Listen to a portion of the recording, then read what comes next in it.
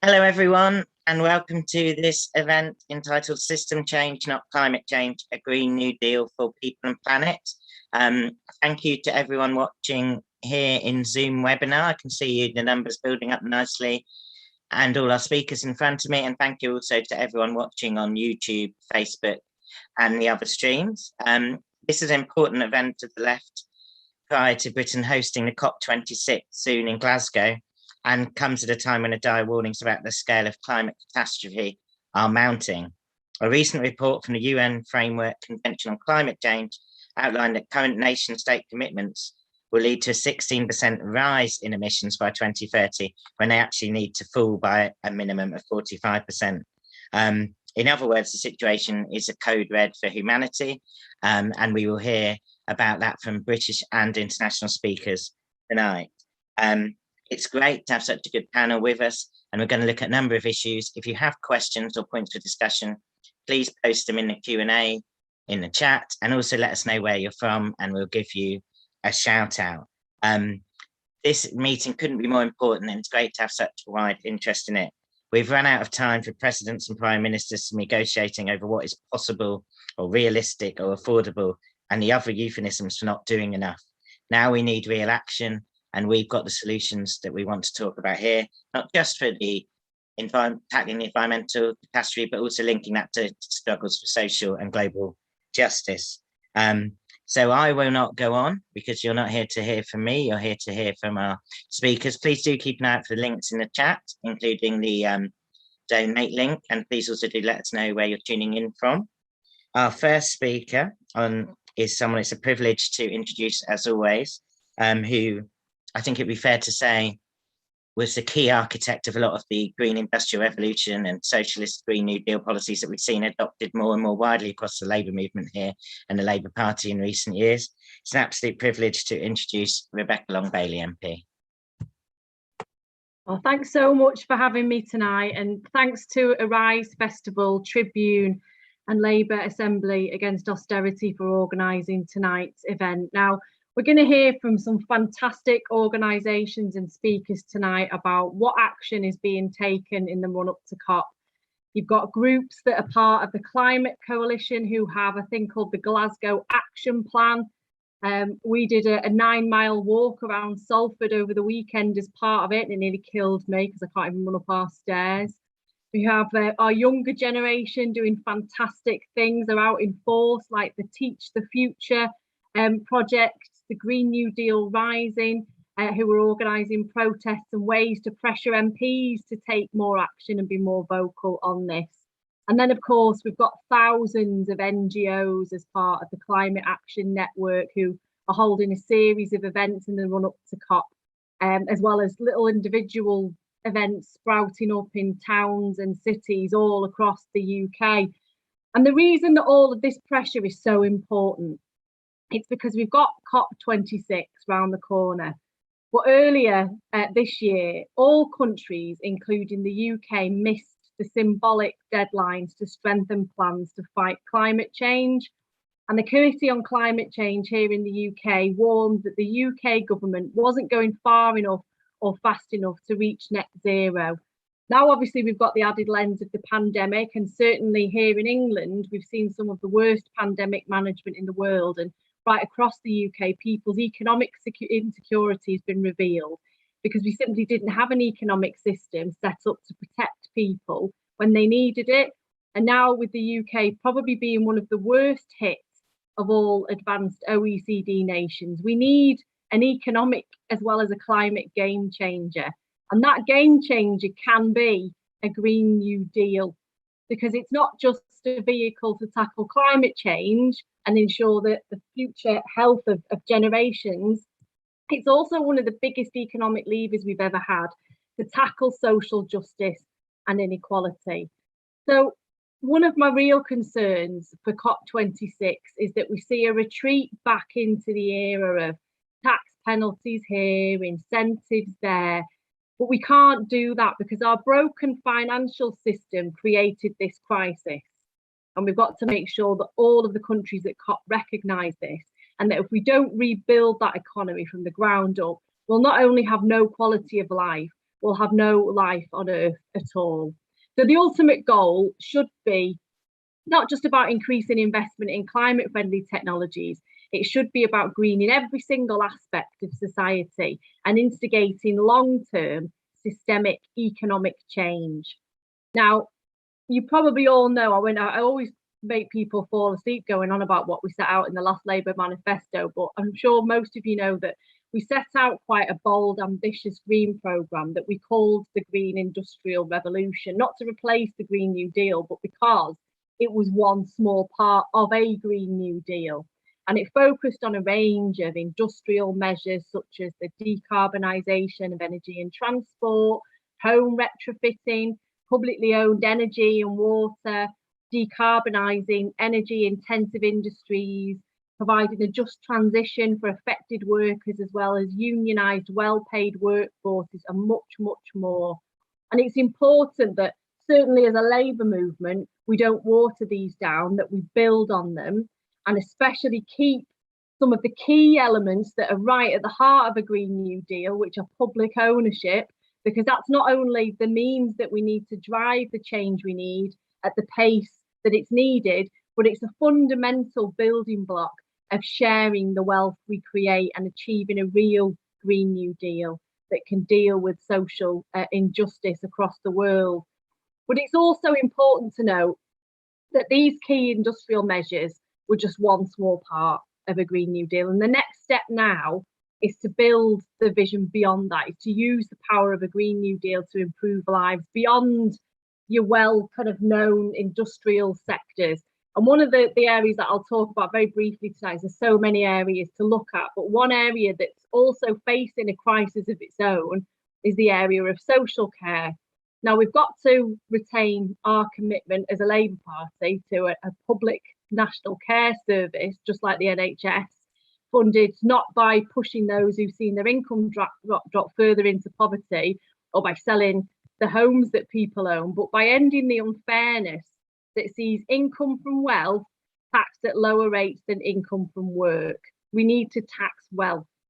But in developing this care service, we can develop a green national care service. And that means recognising that care jobs are actually green jobs and they should be paid as such, and that investing in care, in its physical infrastructure and care technologies is actually investing in a sustainable future. Now, as an industry, demand for care is increasing, and yet it produces relatively low greenhouse emissions compared to many other sectors. So we should be championing it. And through creative innovations about how we deliver that care and the homes that people who receive care live in, we can deliver well-paid, secure work. We can build green infrastructure and support for people in our communities to live their best lives. And that can only strengthen our economy overall and lessen the pressure that we see on other NHS services. And by delivering fair unionised work in that sector, some of the lowest paid workers are in the care sector. We can make sure that we address staff shortages as well as retaining experienced staff. Now, greening care spaces is also an important part of this. It's about making sure that all government research spending that we've got, a certain portion of it should be allocated to the brilliant emerging care technologies we've got, and that they should carry a green kite mark. So when they're manufactured, they're done so in a sustainable way. We should also be targeting investment in homes and care homes so that they can be transformed by retrofitting them to the highest energy efficiency standards, thereby reducing energy bills and eliminating fuel poverty. And we should also be rolling out things such as heat pumps and solar hot water so that these homes and care homes can actually generate their own energy for the long term. Now, this Green National Care Service, these are just a few parts of it that we've been thinking about off the top of our heads, but it should also be paired with investment in low carbon public transport, such as electric buses, bringing bus and rail services back into public ownership, and improvements to walking and cycling infrastructure. But more than this, you could actually make carers' lives a lot easier and strengthen the UK's own manufacturing base in relation to the automotive sector by creating electric community car clubs, for example, for carers, so that they can afford to partake in an electric vehicle when they've got to go and visit residents or take a family member around if they're caring for them. Now, as I say, they're just a few ideas, and that's certainly what we can do here in the UK, but that's not going to be enough. Even if we greened every single sector across the UK, which is what needs to happen, it won't be enough to tackle climate change. And the risk is this, that most of COP26, because I've been reading the reports of things that are going to be on the agenda, most of it's going to be an attempt to tinker around the edges. And we're going to have days of waffling on about carbon markets and countries arguing with each other about what these carbon market thresholds and targets should be. And that is frankly not good enough. We need to lead by example, certainly, as a nation, by having our own green industrial plan and set out plans to export the technologies that we're developing across the world, as well as exporting more socially just forms of public ownership in these new industries, so that countries in the global south, for example, can enjoy the prosperity that a new solar farm or a new wind farm might create, rather than that just going into the pockets of shareholders. But we've also got to push for a significant increase in foreign aid at COP26 and campaign for wealthy nations to stump up the $100 billion that's been talked about to help poorer countries reduce their emissions and protect themselves against the impacts of climate change. I'm sure people on this call know that, what has the UK done? Well, the current Conservative government has slashed our foreign aid budget. So they're nowhere near being serious about helping other nations that are in dire need of assistance. We've also got to push on climate damages, the role and responsibility of the big polluters to pay reparations, because this has never, ever been properly addressed by COP before. And it's about time that some of the biggest polluters, those big multinational corporations and some of the leading industrial nations, take responsibility for the climate change that they have caused across the world over the last 40 years by pursuing a neoliberal economic agenda. And then finally, because I know I've been talking for quite a long time, we need every single COP country not to just commit to targets. We want them to set out detailed national plans, policies and investment programmes to ensure that they have completed most of the work to decarbonise their economy to reach net zero before 2030, because scientists have said that if we don't carry out the majority of work to reach net zero by 2030, we won't even reach net zero by 2050. It's that critical. So the talking has to stop now. We need to see the real detailed industrial plans, because frankly, if none of this happens, if we go back to a talking shop, which is what COP26 has been, there's been 26 COPs and not much has come out of them so far to tackle global climate change. Well, it doesn't even bear thinking about what the future could look like, because we will have missed our chance to tackle climate change. And at following COPs, we won't be talking about what we can do to spur on a Green New Deal and create economic benefits to our people in the respective countries that they live in.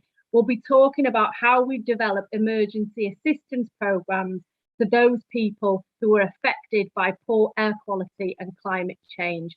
And that is something that nobody on this call wants to even envisage happening in the future. So I hope you get involved in many of the campaigns that we're going to hear about tonight.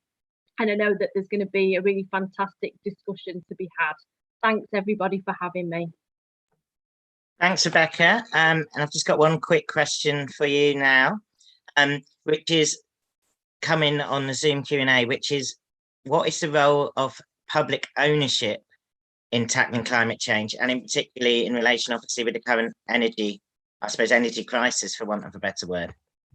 Now, public ownership is really important, and it's not just because I love public ownership, and I do, we'll be honest about that. I mean, I think it's a really critical way to make sure that we can redistribute wealth to our communities. But the reason why public ownership is so important for climate change is that we can't drive the change that we need to see as fast as we need to see it by investing in the critical infrastructure that we need, by changing our electricity and gas grid network. We can't do that without having control of them and making sure that we can drive through that change, because privatisation, particularly in energy, has failed. We've got a broken market, and you can see that throughout the current energy crisis that we're facing. So public ownership is so important, and I think we need to do everything we can as a Labour movement to make sure that our goals and objectives in relation to public ownership are not watered down, because we won't be able to tackle climate change without it, frankly. Thanks, Becky. As always, that was absolutely wonderful, and how we miss Rebecca's voice on the front bench, I think, is what a lot of us Labour activists are feeling at the moment. Thank you so much for being with us, and I know we're going to hear again from RLB at the end. It's now a great privilege to introduce our first international contribution of Lola Allen from the Centre for Economic and Policy Research, which is based in the US, and also one of the leading figures in a global alliance for a Green New Deal, which you'll be hearing more about in the chat. Over to you, Lola. Hi, everyone. Thank you very much for inviting me tonight. It's a real pleasure to be here, and it's a real pleasure to be starting from the premise that transition towards climate change has to start from system change. That is a good point of departure, I think. I'm working for the Global Alliance for a Green New Deal on behalf of the Centre for Economic and Policy Research, who have kindly sponsored me and allowed me to take part in the establishment of the Global Alliance for a Green New Deal over the last year or so. So first, I'm going to explain a little bit more about SEPA's work, and then I'll go on to talk about the Global Alliance for a Green New Deal and why I think it's such an exciting initiative. The Centre for Economic Policy Research is a progressive think tank that has been working over the last 21 years, I think, on a wide range of economic policy issues. And they've done a lot of research on the impact of economic policy, including US foreign policy, particularly on Latin America, but also on the impact of the multilateral financial institutions, particularly the IMF, the World Bank, and the World Trade System. So I think that that system has really laid bare, as well as the work of many, many other people, the urgent need for a Green New Deal. And a lot of SEPA's work has demonstrated the catastrophic effect, and the pandemic has definitely reiterated that. The catastrophic effect of financial architecture that starves indebted countries in the global south of the necessary fiscal space to provide for the basic needs of their population. In other words, there's something very seriously wrong with a system that imposes regulations and forces the poorest, most indebted countries in the global south to waste, because it is a wastage, precious resources on debt servicing and financial obligations over and above existential crisis, much less in the middle of existential crisis. And that is exactly what's happened. So the last report on the trade and development report from the UNCTAD this year showed that despite an economic recovery that's relatively promising given the circumstances, I think it was 5.3%, the effects of this recovery hasn't been evenly spread, neither geographically nor sectorially, and in layman's language, that translates as rentiers have done pretty well and low-income workers haven't. Much less, I mean, let's not even talk about the 10-year lull that governments in the south are heading towards. So whilst global governments from the north have gone to great lengths and have had the policy space to respond creatively to the global economic crisis, the rules of the multilateral financial institutions, because of their restrictions and their unfair rules, did not afford the same freedom to the poorest countries and to a large proportion of the global south. So a world in which industrialized countries have the freedom to bail out their economies at the expense of poorer nations isn't one that is going to lead us anywhere good. And likewise, a world, if the industrialized countries are going to carry out an ecological transition at the expense of the global south, that is not going to lead us anywhere good either. So that is the premise for the rest of what I'm going to say tonight, and for what I think system change has to bring. The pandemic has certainly taught us that the system change will not happen by itself, and the breed of internationalism that we currently have is definitely not fit for the challenges that lie ahead, and that we need fairer rules of the game. So that brings me back to the subject of the Global Alliance for a Green New Deal, which is, I think, a really exciting proposal that addresses a lot of the issues that, that I've just mentioned and that everybody else is here to listen to. So first I'm going to talk about the green bit.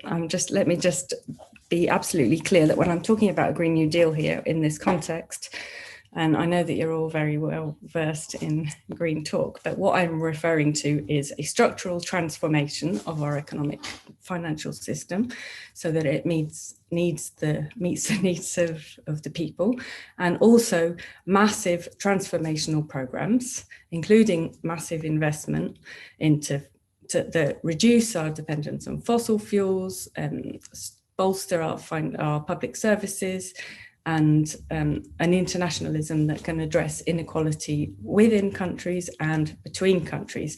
And until we have that, we're not going to get to where we need to be.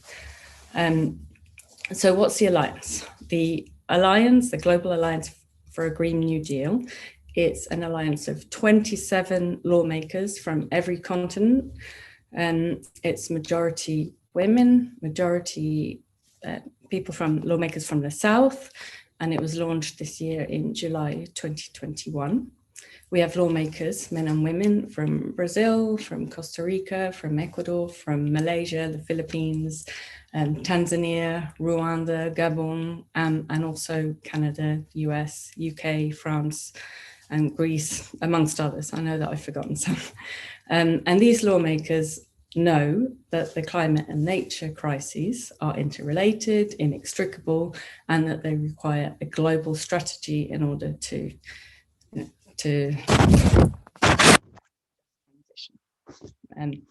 many of them are at the head of Green New Deal legislation or the equivalent in their own countries, and also many of them have been working alongside the youth movements and Indigenous groups that have been out on the streets over the last couple of years and beyond. So I think that is a very exciting premise, if you like, for an alliance of lawmakers.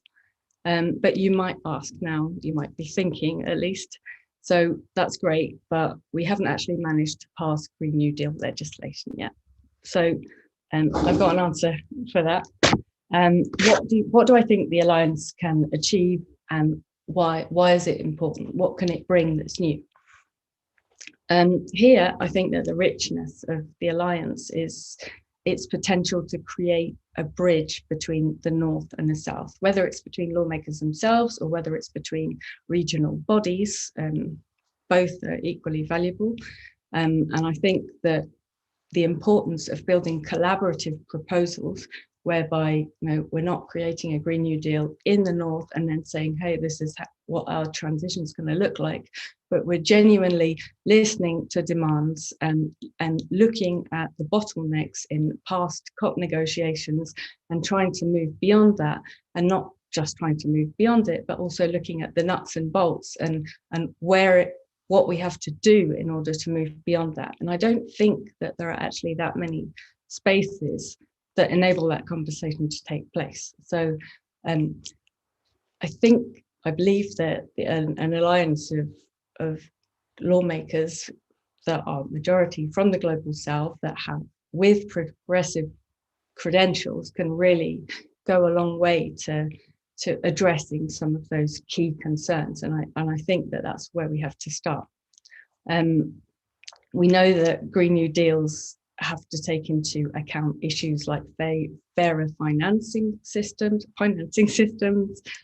particularly of low carbon initiatives and public services, debt cancellation, tech transfer, fairing intellectual property system, if such a thing exists, or rather no intellectual property system maybe, and assist production chains or value chains, that are better distributed. All of those things need to be addressed. And I think that the most important thing here is maybe that history has taught us that legislative proposals have a snowball effect. So if we have a network of legislators that are working on legislation in their own respective countries, that is built collaboratively, history has shown us that once progressive legislation passes in one place, it is much more likely to have a snowball effect and to be passed in many other governments. So we have to be ready. I think it's a key strategy piece. We have to take into account that Green New Deals have to be feminist, they have to be decolonial, they have to fit into the political context of the country that they have to work for, which is key here, and that they cannot work against the majority. As again, they have to be designed to work for everybody and not just to promise, to create promise for certain countries at the expense of others. So I think that, that's definitely a very promising start. I think it is a key strategy piece in moving towards our just transition. And I think that we have to prepare ourselves to be slightly disappointed from after the COP in November, but we also have to be ready to act and to spring into action and to have our Green New Deals in hand for as soon as we get the chance. Thank you. Thank you, Lola. I've got a very specific question, but it's something that you mentioned, so I'm going to ask it. It's what is the main barrier to sharing international technology that could tackle the climate emergency? I think there, without question, is the intellectual property system and a system. And we've seen also from the pandemic that innovation was not shared, and the intellectual property system, like hands down, is one of the most intrusive and exclusive and problematic cornerstones of transfer, technology transfer, and moving towards an innovation system that works for everyone. Thank you. That's great, and thank you everyone for sending in these questions. It's really appreciated. Just to update people, we have over 1,000 people watching live on the stream now. I'm not going to read out where they're all from, but we've got places such as London, Brighton, Sheffield, Woking, Forest of Dean, Southport, Skipton, Leeds, Winchester, Swindon, Newcastle, Worthing, Bristol, Birmingham. I'll stop there, but it's a very long list. Thank you everyone for tuning in. And someone was asking about how we do our numbers when I say like over 1,000 people are joining us or whatever. These aren't what some people use, which is social media view numbers, because they greatly exaggerate how many people are watching your event at any time. These are actual people that we know are tuned in live on the different platforms at this moment. So that's really great to have so many people. Our next speaker is going to talk to us about a very specific international contribution, but one that's very important on climate change, which is about the country of Brazil. It's a great privilege to introduce Juliana Moraes. Hello, everybody. It's good to be here. It's nice that we're having a big audience while talking about these very important issues. I'm very pleased to be part of this roundtable. So I'll briefly talk about a little bit of what my organization do and what the work of folks in Brazil, especially the indigenous community, have been doing and struggling with. So I work with the Washington Brazil office, which along with CIPER, like Lola was describing, we work with advocacy in the US Congress. And in our case, we do everything related to Brazil. We denounce it with members of the US Congress, and also like with international networks, as the US Network for Democracy in Brazil, with Brazilian civil society organizations, and also with international networks such as the Global Green New Deal. And so last August, I had the pleasure to participate in a delegation by the Progressive International in Brazil. They were invited by the Articulation of Indigenous Peoples of Brazil, called APIB. And they invited Progressive International to be part of this Struggle for Life camp. And, after a number of meetings we all had in the Brazilian Congress, with labor unions, with land reform organizations, and visiting 2 Amazonian towns, we were really able to raise awareness and on the issues of all the setbacks in socioeconomic policies and environmental policies that have been taking place, and also to identify the role of international community, like what we can do and what is our responsibility on holding international companies who profit from deforestation and countries who also do. How can we hold them accountable? And so I'll go into a little bit more detail about the Struggle for Life camp, which has right now ended, but the struggle, of course, continues. It took place from late August to early September.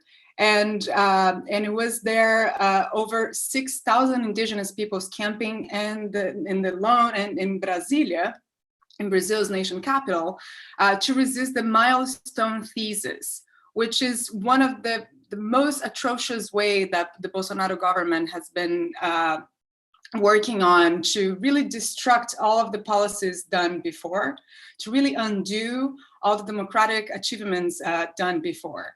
So these theses are pushed forward to reduce constitutionally protected rights of indigenous territories. And in Brazil, people call it the PL 490. It's a bill that's being developed there and is now with the Supreme Court. And it really proposes a reset of the clock in terms of where indigenous communities were if they were in their land base in 1988, which is the year of the new federal constitution, the Brazilian constitution. And so if they weren't in their land base, then their rights are canceled. So it really ignores centuries of genocidal oppression as it questions essentially whether indigenous peoples have the right to live. And this measure comes with a number of other dangerous bills that have been proposed by the government. And one of them that is also problematic is that they're pushing Brazil to leave the ratification of the Convention 169 of the International Labour Organization, which mandates the consultation and subsequent consent by indigenous communities to allow for infrastructure projects near their territories and in their territories. And why are they pushing forward? It's a bunch of undemocratic policies. And, while we are, unfortunately, right now is stuck in the 20th century, Bolsonaro's economy of destruction and his agribusiness supporters, the miners and the timber industries, they really want to perceive the wealth contained in the indigenous territories. And private agriculture conglomerates like the Cargill, a US-based company, investment giants like the Blackstone, they're at the forefront of deforestation in the Amazon and also other parts in Brazil. And so on this, the struggle for life camp that, continues to go on as we are all in solidarity with indigenous struggle. It really goes beyond the fight for territories. It really goes beyond the milestone thesis. It's a struggle for the world. It's the struggle to keep, life, our survival in this planet. And now also, like, just one other example from Bolsonaro's government is that he's pushing this absurd infrastructure project. Is a railway called Ferrogrão that really would intensify soy production and soy exportation in the Amazon. And of course, this favors Cargill and favors also countries who are the main buyers of Brazilian soy. And so the 21st century policies proposed by the Global Green New Deal are closely aligned with indigenous Quilombola, Riverside, and other communities that, combined, they're the so-called guardians of the forest. Their main base and their main approach is the approach of the bem viver, which directly translates to well-being, and and the right to clean air, to clean water, to have a healthy soil, to have the right to healthy and affordable food, are the actual priorities for our survival on this planet before we talk about anything else. And there's a lot of learning opportunities to and from global north and global south. And like somebody said earlier, I think Lola mentioned, like crossing this bridge between both regions and dialoguing with those people who actually have been protecting the planet for centuries, and those who are now, proposing alternatives to a green transition is essential. And what I mean by that is that, having Congresswoman Joênia Wapichana, who is now our only Brazilian representative who is an indigenous person, as a member of the Global Green New Deal is key, and other members as well. But we need to really reach out to the indigenous leaderships. And a motto used in a 2014 ILO event was that there's no job on a dead planet. And there's no business that can really succeed on a planet that, they actually failed.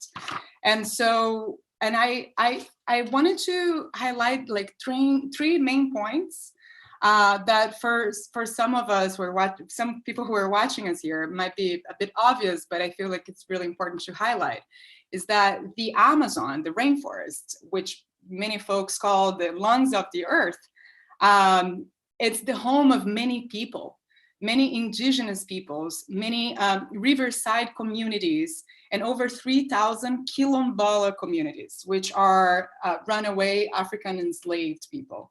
And the Quilombola communities and indigenous communities, they share the same constitutional rights to their territories. So they're both being, threatened to their existence.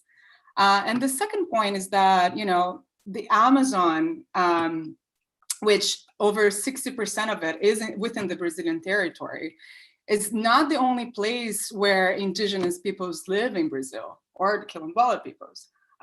They have lived, and they maintain, and they struggle to maintain their territories all over the country.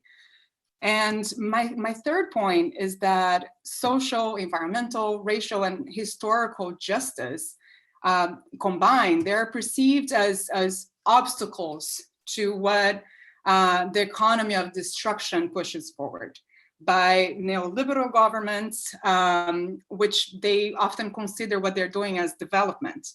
And while we discuss the transition from this economy of destruction into a more economy of ecological economy, or a bioeconomy, we must question, in the case of Brazil, what this Bolsonaro's fallacious and antiquated development project really mean. And when they say that deforestation is good for development, and that they must bring development to the Amazonian region, the question that we need to be asking is like, whose development, right? And since he took office, and honestly, since 2016, when Brazil had a parliamentary coup, deforestation rose by 85% in the Amazon. And in contrast with that, and really what goes hand in hand to prove that this narrative is false, is that from 2004 to 2012, simultaneously was marked by an incredible socioeconomic growth in Brazil, and by a reduction of deforestation in the Amazon by 80%. So it was a moment where there was a lot of economic growth, and it was also like lots of environmental policies that were successfully implemented. And so what's happening now is the undoing of all of these achievements. And also at that time, Brazil was able to ensure food security for its people, and leave the UN hunger map, which now has sadly returned to it. And as many of you know, Brazil really is a country that is the biggest exporter of meat one of the biggest exporters of soy and many other food for many people in the world. And now people in Brazil, Brazilians, are dying with hunger again. And so finally, the struggle for life, as well as indigenous rights, really must be the core point of any discussion in the context of a global Green New Deal. And the solidarity and internationalism must be key. And while resistance is crucial, and I think we're all here really resisting everything that has been happening worldwide, providing tangible green transition policies is essential. And a system change is possible, and it can only really be achieved if we're serious about confronting, countries, their trade due diligence, and the industries that brought us to what we are, to the climate crisis that we are today, and continue to profit from it.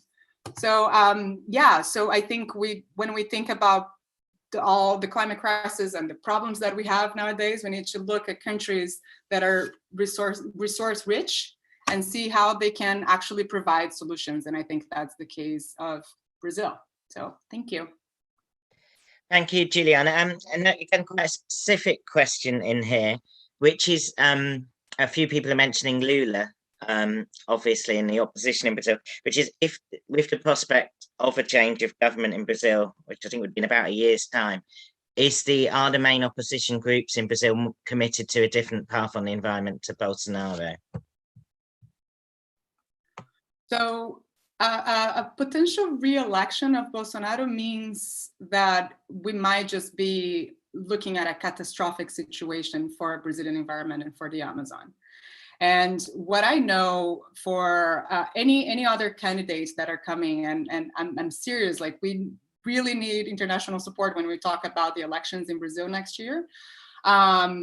What we are seeing is a big concern for many candidates. And as far as Lula, who is not an official candidate yet, but it looks like will be, he really is preparing a transition, a green transition, which will really be strong at the core of his government plan. And that's what I've heard. And I believe that other candidates will really tackle that as well. As their carro forte, as their main issue that they wanna cover it. So I'm not sure if I answered the question. No, you definitely did. Thank you, Juliana. And if you do want to get involved with Brazil campaigning and you live here in Britain, remember to follow and support the Brazil Solidarity Initiative, and also remember to follow the Washington Brazil office on social media. Before I introduce our next speaker, and so people know what the format is, we have 3 speakers from Britain now doing reflections on some of the themes we're talking about. We first have Grace Blakeley, the economist, then Scarlett, who a lot of you know, a wonderful climate campaigner from Teach Future, and then Jeremy Corbyn. And then we're heading back to their 6-minute contributions and 1 question each to our 2 international guests and Becky to do a quick sum up. And before I introduce Grace, just very quickly, normally we have someone do this specifically, but that would be me and I'm chairing. So please do, if you can, make a donation to the cost of running these webinars and streaming. If everyone on the call made a donation now of £5 just on the Zoom call, that would make a massive difference and would fund our Zoom and MailChimp for the rest of the year. All of our stuff pretty much is done by volunteers, as people know, but all the infrastructure for Arise and LA costs a lot of money. So if you can make a donate, please do. And also please keep an eye on the other links in the chat. Without any further ado, I now introduce Grace Blakeley, author of many acclaimed books, regular columnist for Tribune, and one of our brilliant socialist economists. Nice to have you, Grace. Thanks so much for introducing me, Matt, and thanks everyone for being here tonight. It's so great to be speaking to such a large group of people, and thanks as well to all the brilliant speakers. It's been really great to hear, particularly from people kind of all around the world. So I'm going to talk a little bit today about some of the ideas in my book, The Corona Crash, How the Pandemic Will Change Capitalism, which came out last year, and just talk about really some of the challenges in the global economy that we're going to see as a result of the pandemic, but that related to kind of structural issues that existed before, and how having a global Green New Deal can really start to reduce some of those problems. So we face 3 major overlapping crises as we move into the post-pandemic era. One of those is inequality, and the other is climate breakdown. And the final one is a crisis of representation and a crisis of democracy. I'm going to be speaking to each of those a little bit and then talk about how the Green New Deal can help us to deal with each of those issues. So firstly, inequality. Now, this is not just income inequality. Actually, the biggest challenge that we're facing at the moment at the global level is potentially wealth inequality. And what we've really seen over the course of the pandemic is that the savings ratio has increased a huge amount in many advanced and developing economies. And that's really been because a portion of the population who've kept their jobs, retained their incomes, have seen their expenditure reduce, and therefore they've had a lot more money going aside and being put into savings. And on the other hand, there have been many people who've lost their jobs, people who kind of haven't seen that increase in their disposable income, who maybe have been pushed further into debt. So we're seeing that already, that increase in wealth inequality. And what we're also seeing is that policy is exacerbating that, particularly what central banks are doing. So central banks are currently, and have been for quite some time now, creating lots and lots of money and using that new money to purchase assets from private investors through something called quantitative easing. And really the aim of that policy, technical issue there. Really the aim of that policy, central bankers won't say this, but the actual aim is to ensure that asset prices remain stable or relatively high. And as a result, we've seen a huge amount of asset price inflation really over the course of not just the last 2 years, but really the last decade since that policy became mainstream. And that's exacerbating this problem of wealth inequality, of inequality between people who own a lot of stuff, who have a lot of savings or are investing that in stocks, housing, etc., and people who don't and are left out of those capital gains. As well as that problem of wealth inequality, we are also seeing another trend that is exacerbating income inequality and lots of other forms of inequality, which is a massive increase in the centralization of capitalism. Now, Marx talked a little bit about the centralization of capitalism.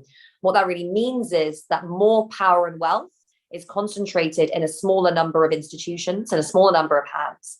And that's been particularly obvious in some of these big tech companies that we've seen really grow and consolidate over the course of the last several years. For now we know that 5 companies are responsible for a fifth of the value of the entire S&P 500. That's like an unprecedented level of market concentration.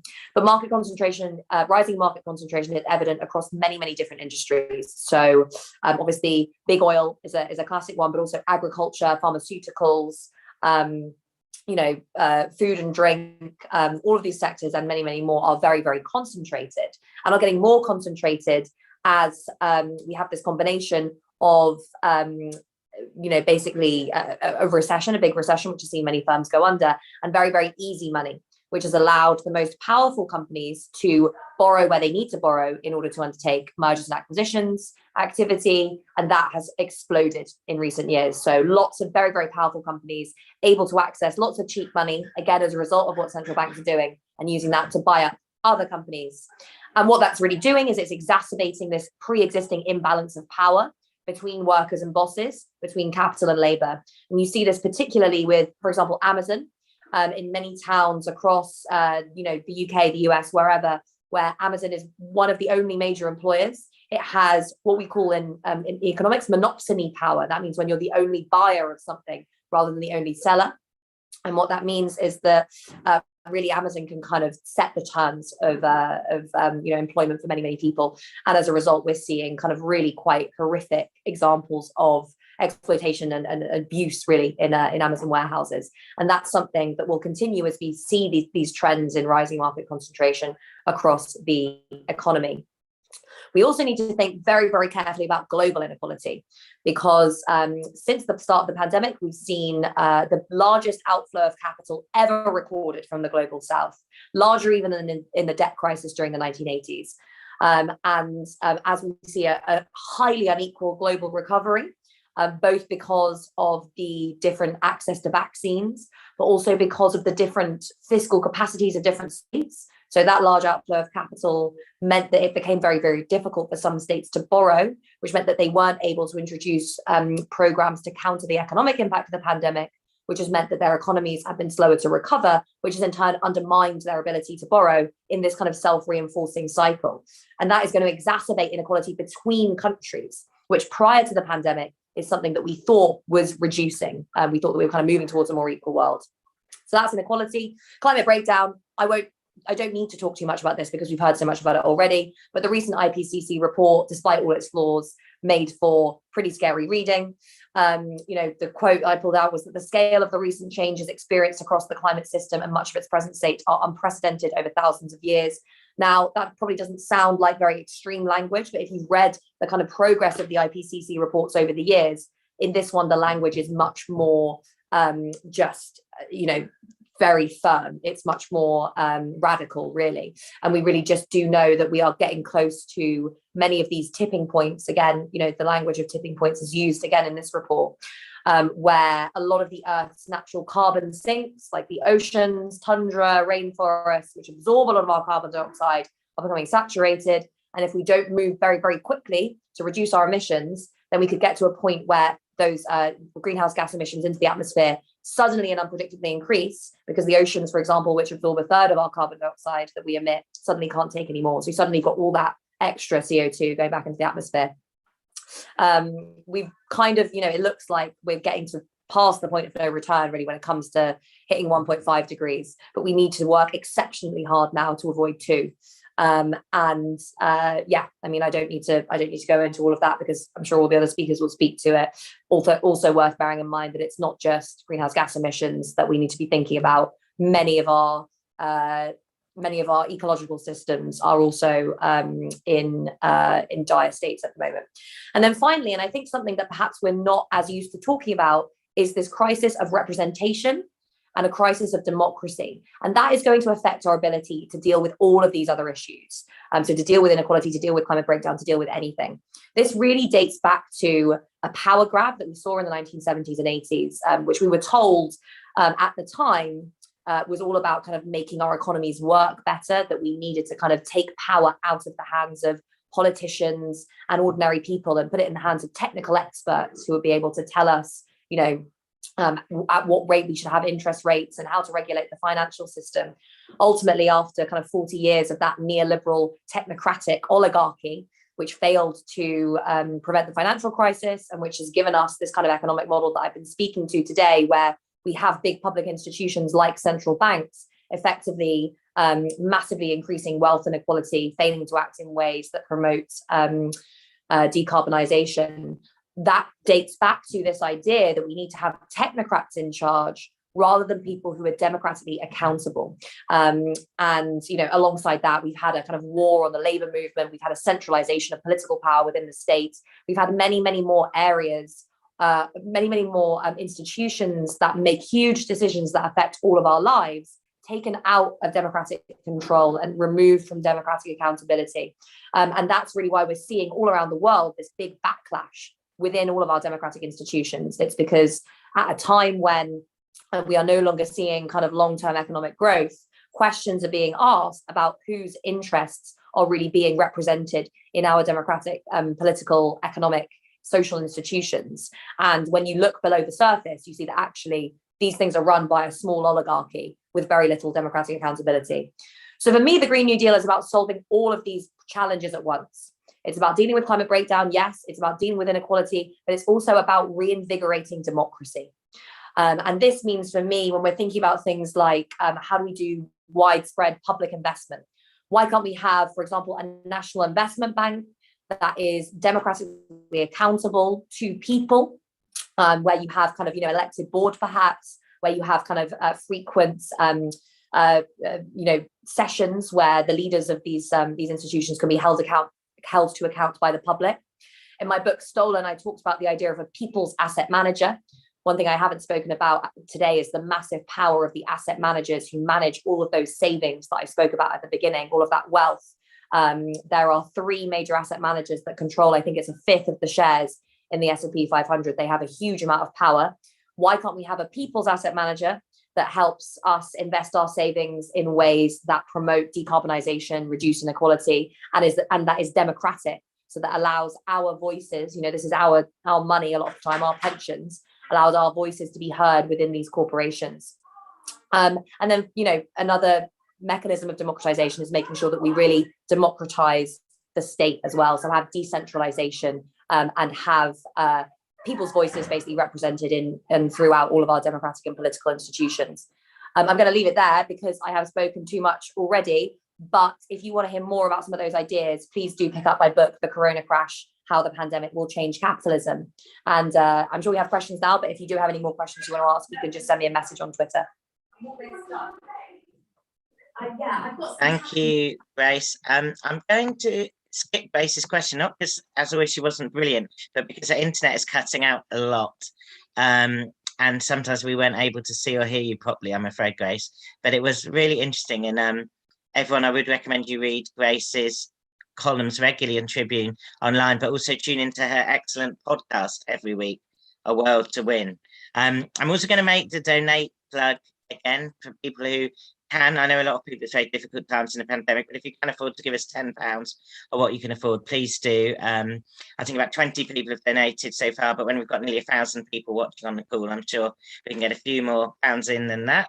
And then without any further ado, I'm going to move on to our next speaker, who is Scarlett Westbrook from Teach the Future and a number of other campaigns. You might have seen her at the launch of the Project for Peace and Justice earlier in the year. An absolute pleasure to have you, Scarlett, and thank you for everything you're doing. Thank you so much for having me. Hi, everybody. My name's Scarlett. I'm 17 years old and I'm a leading climate justice activist, being a spokesperson at the UK Student Climate Network, which is the organisation behind school strikes, a spokesperson at Labour for GreenNewDeal, and also head of political engagement at Teach the Future, which is a student-led organisation to reform the education system to centre it around the climate crisis and decarbonise all education buildings. And we're also behind the first ever student-written bill, the English Climate Emergency Education Act. So in 2018, I became the youngest person in the world to have an A-level in government politics, which I self-taught at 13 years old, specialising in climate and education policy. And let's just say that I couldn't and still can't understate just how bad the situation is. From failing to meet targets set out by the Paris Convention to scrapping the zero carbon home standard, the Tories have shown us exactly how they feel about the biggest crisis we've ever seen. Politics, by definition, is the process by which conflict is resolved, and there is no bigger conflict or crisis than the climate crisis. Yet, many in Westminster and in governments across the world are failing to realise this, as demonstrated by unambitious decarbonisation targets, cuts to international financial aid budgets, and a lack of a comprehensive Green New Deal. Therefore, their overlooking of the climate crisis is nothing short of a failure to do their jobs, which is why young people have taken a stand. As young people, we've been traditionally barred out from engaging with current affairs, whether that's through successive governments' refusal to extend the franchise, restrictive and regressive school content that not only doesn't teach us about the world around us, but punishes us for taking a stand, and the media overlooking our voices. But these things haven't stopped us from speaking out. Young people have been instrumental in this push for radical international climate justice. And by this, I don't just mean those who are put on a pedestal, but the grassroots children and teenagers who have pushed back against climate inaction in our own communities, whether that's air pollution and flooding, translating lived experiences into direct action, and culminating in school climate strikes, which have brought together millions across the world united for the same struggle. The climate crisis means that we're seeing and are going to continue to see more frequent natural disasters with exacerbated severity, extreme displacement of people due to said natural disasters, especially from severe flooding due to rising sea levels, causing millions of refugees, with the impact being felt the hardest by the least privileged, all whilst those who brought us into this crisis buy their ways out. You see, just like society, climate change discriminates. And just like hate crime, the current legislation we have in place to combat this issue is deeply inadequate. Although everyone will be impacted by its effects, it's those in low to middle income countries who will be impacted disproportionately. And a large part of this is due to the historic imprint of colonialism, whereby Britain and many other countries in the so-called global north stole resources, massacred populations, stole land, and stunted these countries' economic capacities, limiting their responses to the climate crisis, which the West predominantly contributed to. This is why our response to the climate crisis must be internationalist and put social justice at its heart. We must pay back our historic colonial debt. recognise the interdependence of climate change and colonialism, transport climate resilience technology to the countries that need it, and also recognise the importance of democracy and justice. We need to call for an international green industrial revolution, also known as the Green New Deal, to cohesively address all of these issues, centering those frontline and Indigenous voices and making sure that this isn't just another form of colonialism, but actually a just transition for everyone where we move forward together. The Green Industrial Revolution is a 10-year government-led mobilisation to rapidly phase out fossil fuels, whilst also solving the enormous inequality divide present in society. It would also involve protecting and restoring vital threatened habitats, reforming the education system to incorporate climate justice education into every single aspect, whilst also tackling access barriers and fundamentally achieving climate justice. The same barriers of inequality that we see in the climate crisis are replicated in our education system, which puts forward continuous and consistent access barriers for students from lower income backgrounds or people who are from marginalised races and ethnicities. And that's why it's also important that we not only include climate education into the curriculum, but also education about colonialism and its implications, as well as the impacts of modern day inequality, which is government instated. The climate crisis isn't a coincidence. It was crafted by extractive systems of capitalism and colonialism. And for us to truly engage in resistance, we must reject these notions of corporate-driven individualism. The fight for global climate justice transcends individuals, it transcends hopelessness, and it transcends liberalism. True power lies in communities and mutual aid and hope and unity and love. And by resisting neoliberalism through care, there's resistance against the climate crisis. Green jobs aren't just limited to roles that require hard hats. Every worker that puts people over profit is a worker contributing to a green and just economy. And this green future isn't just for workers, it includes disabled people and other people who don't work, by making sure that we make society more accessible, whether that's through ensuring we have green alternatives to current supplies that are essential in care work, or putting forward more wheelchair accessible streets and so many other measures. This struggle has to include everybody, because fighting the climate crisis isn't just about combating global warming, it's about tearing down the capitalist systems perpetuating the climate crisis, meaning that every fight against inequality is a step forward for climate justice. The climate crisis is a class struggle. It's a struggle against racism, an ecological struggle, a health struggle, an education struggle, and most importantly, it's all of our struggles. These prospects of escalating socioeconomic inequality, questioning of human rights, and increasing natural disasters bring with them the threat of a shift towards global neoliberal authoritarianism, as crisis is exploited for capital gain time and time again. That's why it's more important than ever that the left take its stand against disaster capitalism and lead the way towards a better, equitable future, replacing corporate greed with people power. We must ensure that this fight remains internationalist and intersectional, unbound by borders, but there's no justice if that justice isn't global. And finally, I may be speaking as one of those from the young generation of today, but we won't have this government and governments across the world steal our tomorrow. It's time to unite for an international Green New Deal, because that's what the people want, as shown by so many different polls. So my takeaway from this is Green New Deal now, and we have to do everything that we can to get there, whether that's joining in on the Global Day of Action, November 6th, in London, Glasgow, and cities across the world, joining the next global climate strike on November 5th, and doing all you can right now to combat inequality, whether that's donating to a food bank, helping out your neighbours, writing to your MP, going to a protest, or engaging in other forms of direct action, and fundamentally speaking out for climate and social justice. Thank you. Thank you, Scarlett. And we've got Jeremy up next, who always is, of course, a brilliant speaker, but I don't think anyone would want to follow that. What a brilliant tour de force. Wonderful stuff, Scarlett. A quick question for you has come in, is if you could reply in one sentence to people who say protest doesn't work, what would you say? That's a really good question. I'd say if protest doesn't work, then we wouldn't be where we are today, which is with, a mass extension of the franchise. It's still not gone far enough. I think everybody in the UK should be able to vote regardless of their citizenship and nationality status.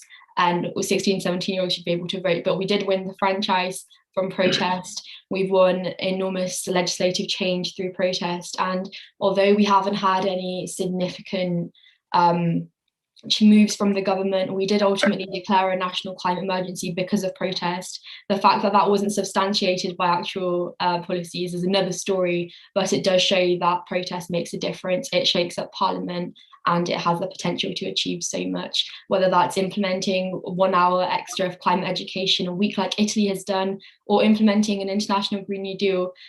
We have the power to influence the legislative voters. I can't because I'm 17, but most of you probably can. And it's our views that matter, not politicians, because they represent us, even if they're representing their own interests. So protest works, getting out there works, and fighting for a Green New Deal works. Thank you, Scarlett, and a great answer to the question too. And great that you mentioned about when the climate emergency was declared in Parliament. Of course, we've got Rebecca and Jeremy on the call, who were the two sort of key figures in us winning that vote, and what an important initiative that was. I've been asked to make a couple of announcements quickly before our next speaker. First one is a diary date, which is November 27th, for the Labour Assembly Against Austerity online conference. That will include a panel with Jeremy on global justice, and also what will be the first of an annual event, the John McDonnell Lecture, which this year will look at socialist political economy in the 21st century. So please do look at the link in the chat for that and do it. Also, if you haven't donated yet, please do consider making a £10 contribution or whatever you can. It's now a great pleasure to introduce our final speaker, Jeremy Corbyn. Needs very little introduction. Of course, MP for Islington North, long-term campaign on environmental issues before a lot of other people were, and founder of the Peace and Justice Project, which we'll be posting some links about in the chat whilst he talks. Over to you, Jeremy. Thank you, Matt, and thank you so much for organising this event this evening. Big thanks to Arise and Tribune for putting it on, and for Tribune for all its articles and the way it's become a powerhouse of thinking on the left all over the world. Scarlett could not have put it better in her last remarks just now. I wish every member of Parliament had heard it. No social advance ever happened anywhere in the world without it starting from protests on the street and in the communities. Social advance never comes from the top, it always comes from below. And we should remember that in all our environmental campaigning and everything that we do. The Project for Justice and Peace will be in Glasgow, along with lots of other people. Scarlett's going to be there, and so many others. And we'll be joining in with all the other environmental campaigning groups to give voice to working class communities from Britain, to give voice to the Global South, who will be there in Glasgow, and to promote ideas surrounding the green industrial revolution and the Green New Deal that Becky described so well and worked so brilliantly at during her time as our shadow minister. There are three things I just want to say to be absolutely clear. Climate change is real and it is happening before our very eyes. Global warming, sea level rising, extreme weather patterns all over the world. Pollution levels are real and deteriorating. Polluted rivers, polluted seas, loss of fish stocks, loss of biodiversity, and for many around the world, a lack of clean water because of a lack of sanitation. Lack of sanitation not just affects human health, but it has a knock-on effect of polluting the rivers and then reinfecting people who've already been infected from polluted water in the first place. And the last is that the loss of biodiversity is absolutely real. It means the loss of insect life, the loss of bird life, the loss of mammal life, the loss of plant diversity affects agriculture, it affects crops, it affects our very being. There was a time when it was almost impossible to raise these subjects publicly for fear of ridicule. When people say, well, you're more interested in the bees than you are in our air quality. The whole thing goes together. You have to deal with all the issues surrounding the environment. And so as we build up towards COP26, there's some important dates to remember. On November the 5th, it's Workers' Action Day. That is when we're encouraging, as is already happening in many companies, workers' representatives, shop stewards, to take up with their employers, with their organization, with their company, what they're doing to make their enterprise more environmentally sustainable. what they're doing for those who work in the gas industry at a time when gas is not going to be so readily used in order to convert into the production of heat pumps, the conversion of our energy systems into so many better and more sustainable systems. Then on November the 6th, there's going to be massive demonstrations all over the country. I will be at the one in London. Many others are going to be at demonstrations all over the country. It's very important that we have all of those. And then from November the 7th onwards, there's going to be all kinds of activities going on in Glasgow, which is going to be an exciting place to be. And I hope that we can deal with COP26 to challenge the greenwash that no doubt will be flooding over Glasgow at the time, and demand real action by the leaders of governments from around the world to get to net zero by 2030. It is possible, but it requires real and sustainable action, and it requires political initiative to do it. So that means our campaigning on a green industrial revolution, which is what Becky was talking about, is so important. A green industrial revolution that is not an attack on the jobs of people that work in industries that are currently polluting. It's about converting those industries and protecting those jobs at the same time. We're not going to get a hearing if all we do is propose the closing down of industries without any alternative, without any job protection that goes with it. Secondly, all of us on this call, I'm sure, do everything we can to be better environmentalists, to eat food that hasn't traveled thousands of miles, and to try to eat good quality organic food if we can. But for many people, the option of organic food, the option of low food miles food, the option of converting their home into something that's environmentally sustainable by better insulation, by double glazing, by less heating, is simply not available. The poorest people cannot afford to pick and choose whether they buy organic free-range products or they buy the cheapest thing that's on the shelf, because poverty is a major issue here. And Scarlett is absolutely right. It is about living standards. It is about production for need. It is about ensuring that everybody benefits from a Green New Deal. It's the poorest kids in the poorest communities, not just in Britain, but all around the world, that breathe the foulest air, that have the shortest life expectancy, that lose sometimes 10% of their lung capacity before they even reach going to primary school because of the polluted air that they breathe. So campaigning on clean air is also a class issue, as it's working class communities that suffer the most. So it is about a wholesale change in attitudes, a wholesale change in attitudes, which is essentially almost a state of mind about the environment. It is about recycling, it is about reduction, it is about reuse. It's also campaigning against so-called green initiatives on waste disposal, which basically are incineration of large amounts of plastic, which then ends up as some extremely noxious substances, which are then breathed in. You can't even see them. And so a real environmental solution is recycling, reduction, and reuse of materials. But it's also about public investment. And so when Becky, Barry, and Sue were working out the green industrial revolution in the shadow cabinet, we also looked at, for example, seaside communities.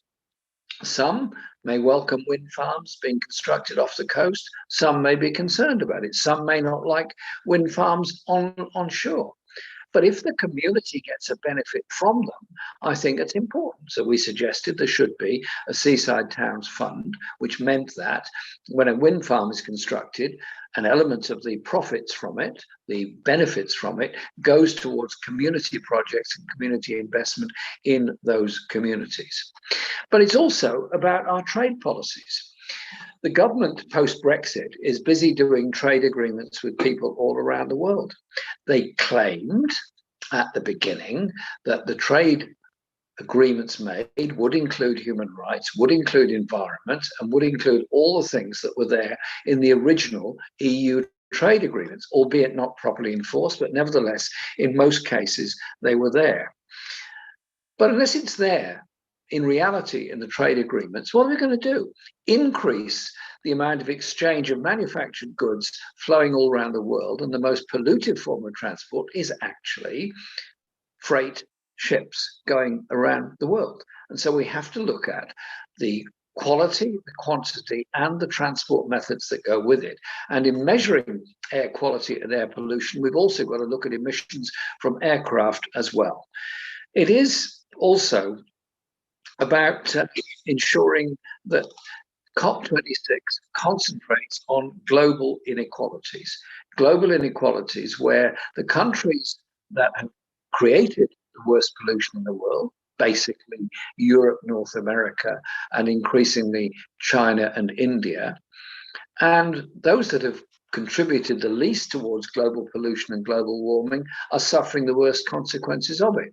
As I said, the poorest people in the poorest community, but also island communities and low-lying countries like Bangladesh are in danger of suffering the worst from it. So it is about redressing those inequalities by an investment in green technology and by the sharing of technology, not the hoarding of technology by the West. We've seen what's happened with COVID vaccinations, when Big Pharma has made a great deal of money out of it from public investment in the research and now hanging on to the intellectual property of those vaccines and, in effect, denying them to the poorest countries in the world. If COP26 does nothing, if all of us simply do nothing about the environment, what happens? There's going to be more environmental disasters. There's going to be more floods. There's going to be more forest fires. There's going to be more pollution from those forest fires. Children are going to breathe worse air in many parts of the world. And we will get an increase in the loss of biodiversity, and ultimately that will lead to reduction in agricultural capability all around the world. It is clear that where there is a program of biodiversity and rewilding, either alongside fields in production or turning places over to wild, or to protecting natural places like the Brazilian rainforest, the Amazon rainforest, and many others, you actually end up with sustainable agriculture. Unsustainable agriculture is mono-agriculture, where you don't have the biodiversity that goes with it, and thus the loss of production. To me, the environment is actually almost a state of mind. Everything we do does something to the natural world. We all depend on it. We are part of it. We're not above it, we are part of it. And this crisis is not going to be solved, as Rebecca's pointed out, as Scarlett's pointed out, as everyone on this call has pointed out, by market solutions. Market forces will not solve the environmental crisis. Indeed, it is free market capitalism that has wantonly exploited the world's natural resources, created the pollution, and in every case opposed clean air legislation, opposed restrictions, and opposed the many attempts made by many people all over the world to try and develop sustainable agriculture. I can hear the voice of Rachel Carson, who wrote Silent Spring all those decades ago, who warned what will happen to American agriculture unless it did something to enhance and ensure their biodiversity. So when Becky called for the sharing of technology around the world, something comes to my mind. The British government has just increased arms expenditure by £24 billion. It's just cut overseas aid at the same time, and seems incapable of actually responding to the May Day message of 2019, when we managed to persuade the British Parliament to declare a climate emergency, the first one in the world. Thank you to all those that protested and demanded that that be done. But it's also about global equality.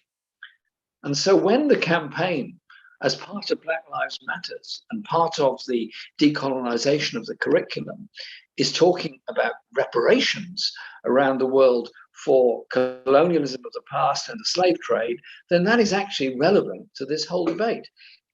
We're meeting in Glasgow. Glasgow University has recognised that it was paid a great deal of compensation in the 19th century because they owned slaves, because they owned land in the Caribbean, from which slaves worked and made the university wealthy, as indeed it made many others. Glasgow University has agreed the principle of reparations, and I think they're to be commended for that, and others should do so. But it's also about changing the nature of history. And this week, I don't know how many of you have noticed it, but I think it's quite historic. In Mexico, the statue of Cristobal Colon that used to be there on La Reforma, the major boulevard in the center of Mexico City, a very beautiful place, has been taken down because they want to celebrate the indigenous people of Mexico, and is going to be replaced by an image of an indigenous woman. I think that is culturally very important and very significant. So when Boris Johnson and others accuse us of going into culture wars, no, what we're doing is saying we have to understand the cultural values of people all around the world and the contribution that people all around the world have made to our lives. We have a government in Britain that's more interested in arms expenditure than in overseas aid. We have arms expenditure which is enormous and out of control, and we have wars going on around the world because of arms sales. These things are all connected. If we put our energies into protecting and preserving the environment, into reducing global inequalities, ensuring global healthcare, ensuring a sustainable world for the next generation, that would be far more profitable for us and everyone else than selling arms to Saudi Arabia that can bomb Yemen or so many other places around the world. So our May Day message of 2019 is as relevant today in 2021 as it was 2 years ago, and be as relevant as ever at COP26.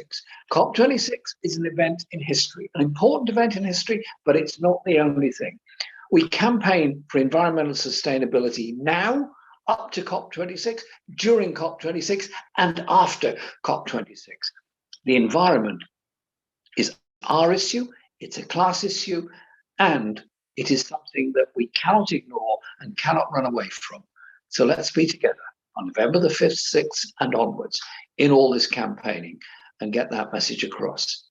I want the next generation to have decent housing, decent healthcare, clean air, environmental sustainability, and recognize there are limits to how much you can drag from the earth and not pay an environmental price for it later on for the next generation.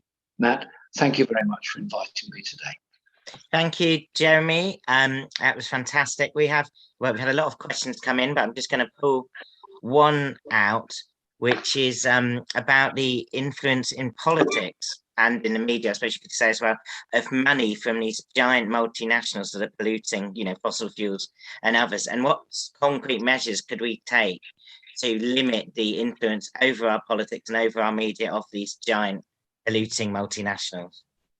There is a huge influence of lobby money in this, and of greenwashing everything, with the assumption that you can just call something green and automatically it is green.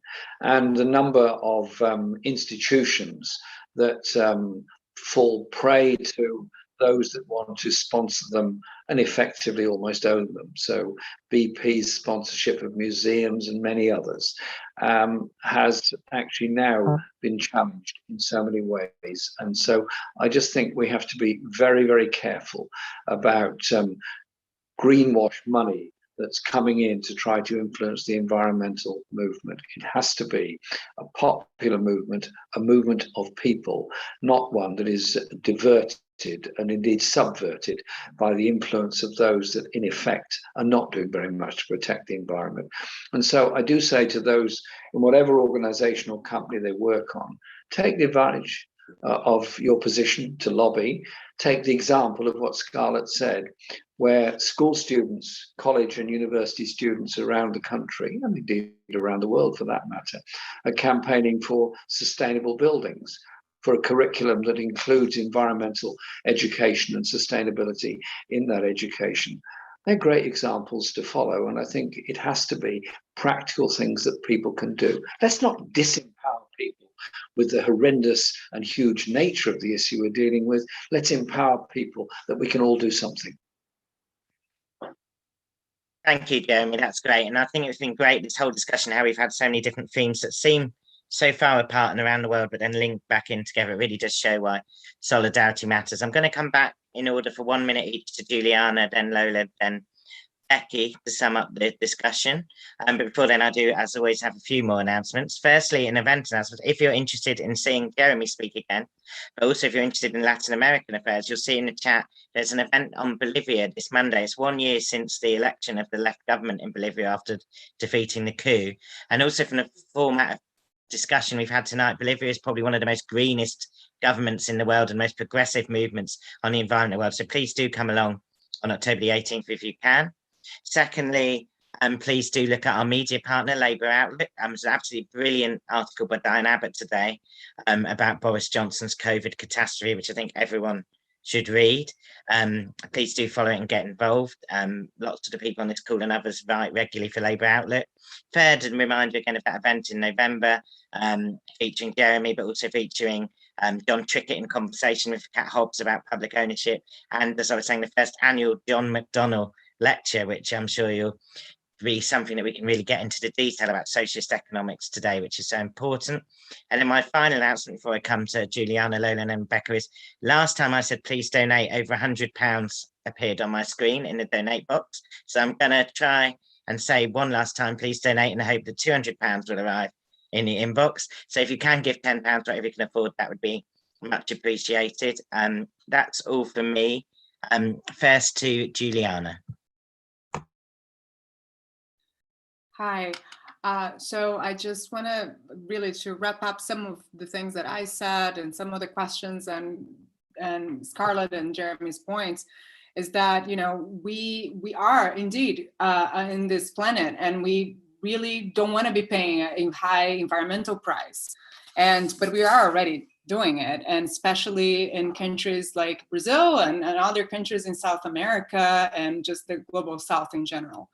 And since I was talking about the Struggle for Life camp that took place between late August, early September, it was indeed a protest that pushed the milestone thesis to be voted much later and got it weakened.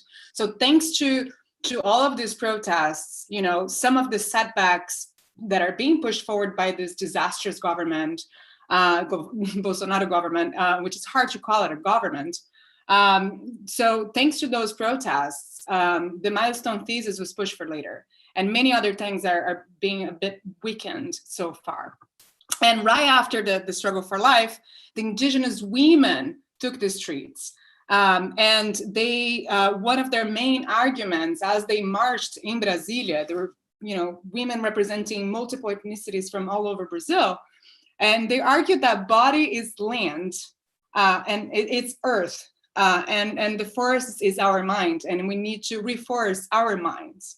And one female leader spoke about, you know, the first woman that Bolsonaro assaulted, you know, it's actually Mother Earth.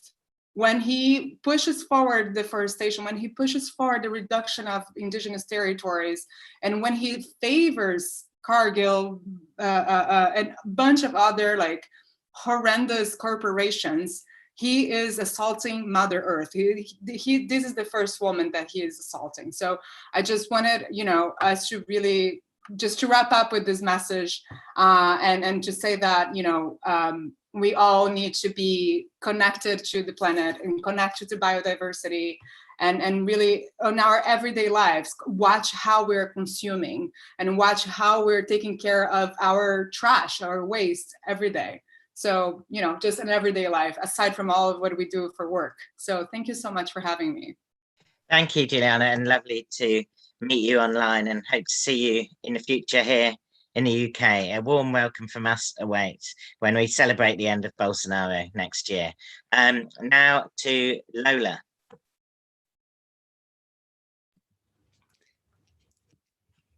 Hi. So, yeah, just to recap, I think that at the beginning, some time ago now, of my talk, I discussed a little bit about how our current financial architecture has allowed the global industrialized North to recover at the expense of a large part of the global south.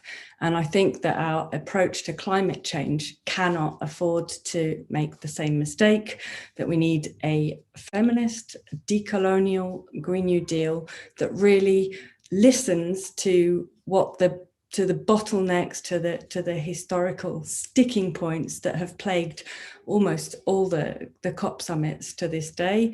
And I think that we have to be prepared for bad news, and that global legislators can play a critical role by joining forces and creating Green New Deal legislation in tandem that really addresses some of the key issues like fairer financing systems, debt cancellation, tech transfer, doing away with the current intellectual property system, and this whole notion of ecological debt has to underpin that strategy. And I think that spaces, again, like the Global Alliance for a Green New Deal, where you have people that are really coming at the Green New Deal from very different angles, and that are, we have in Indigenous MPs, lawmakers, female lawmakers from all over the world, and that are really offer a different perspective. And it's not until that we incorporate those perspectives into our Green New Deal legislation that we will be able to talk about and a just transition as a starting point. And I think that's pretty much what I'd like to end with. Thank you very much. Thank you, Lola, and please do check out the Global Alliance for Green New Deal. Clive Lewis and Caroline Lucas are amongst those MPs promoting the legislation on that here in Britain. So please do support their campaign. And then our final speaker, thank you everyone for being on the call, and a brilliant discussion, I thought, is Rebecca Long-Bailey. Over to you, Becky. Thanks very much. Now, there was a theme running through tonight, really brilliant contributions. From Lola, we heard that debt reservicing has been the focus for many years rather than real system change. From Juliana, we heard about the Bolsonaro government's savage right-wing economic agenda that has plundered Brazil. From Grace, we heard about economic structural issues, 3 overlapping crises, inequality, climate breakdown, and a crisis in democracy, and of course the centralisation of capitalism. From Scarlett, we heard about the democratic deficit, how the younger felt excluded from having a democratic voice. But it hasn't stopped people like Scarlett from having their voice heard, both through school strikes and also the new programme Teach the Future. And then finally, of course, we heard from Jeremy, market solutions will not solve this crisis. Now, the scale of our challenge is vast, we know that, but if we don't force the world to accept that a broken and savage economic system caused climate change, we will never be able to adequately fix it. And so if governments across the world are serious about tackling climate change, they will develop at COP26 policy plans to truly grab the opportunity to reverse decades of deindustrialisation with bold green investment strategies. They won't just fast track new industries, they'll embrace public alternative ownership models to distribute wealth fairly. They'll export not only these technologies across the world, but these socially just models of public ownership to build community wealth and stability in poorer countries across the world. And they'll commit to financial climate aid and reparations for the climate damage their neoliberal economic models have created, and they'll ensure that big polluting companies pay. Now, many countries won't want to accept any of this because it shows that an active state supporting industries and workers within a new democratic economy are the only way to solve this climate crisis. So it's our job to make sure that the world now knows that this is the only viable way forward, and that this is fundamentally the battle for human existence, and that a Green New Deal is our only chance. So everybody tonight, get involved, get organised, and make sure that together we build the world our children deserve. And as Jeremy said, social advance never comes from the top, so don't expect brilliant things from COP26. Social change and social advance always came from the bottom. Let's make sure that we make that happen. Thanks, everyone. Thank you, Becky, and thank you to all our speakers. That's it from us tonight. Please keep in touch, and please let's see you on the streets of Glasgow, if not before. Thank you.